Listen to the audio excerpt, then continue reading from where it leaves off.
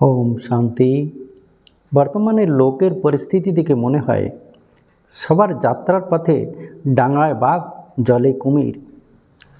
সবাই সংকটের মধ্যে, গরিব হোক বা আমির।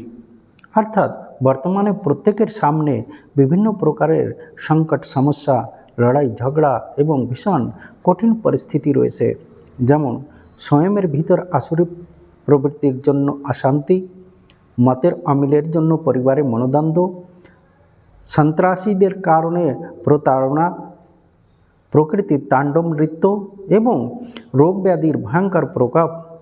এ সমস্ত বিষম পরিস্থিতি থাকা সত্ত্বেও সবারই যাত্রা নিরন্তর চলতে থাকে, কারণ আত্মা এক নিরন্তর যাত্রার পথের পথিক।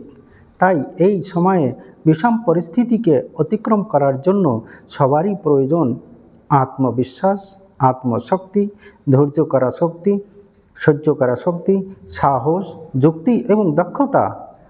এই সমস্ত শক্তি প্রাপ্ত করতে হলে নিয়মিত সৎসঙ্গ এবং যোগ বলে পরমাত্মার শরণাগত হতেই হবে। এছাড়া কোনো উপায় নেই। তাই পরমাত্মা বলেন, আমাকে বসিয়ে নাও হৃদয়রূপী রথে, আমি সদা থাকব তোমার সাথে সাথে।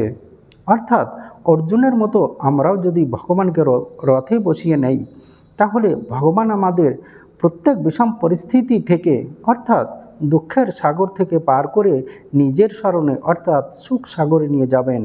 ধন্যবাদ।